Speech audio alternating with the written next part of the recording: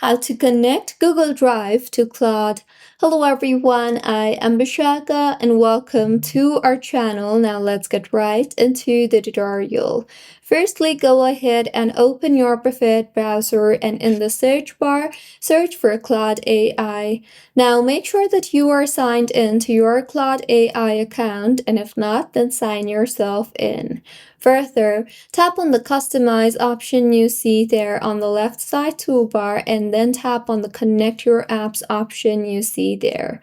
Now, in the search bar, search for Google Drive, or if not, you will also see Google Drive in the recommendations. So, tap on the plus icon you see there right beside Google Drive, and you will now be required to log yourself in with your Google Drive account.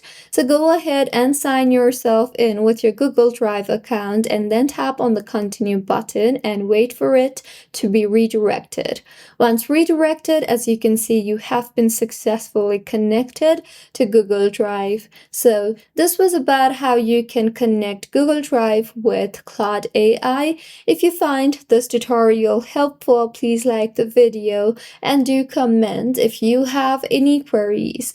Also, do subscribe to our channel for more helpful tutorials like this. See you on the next one.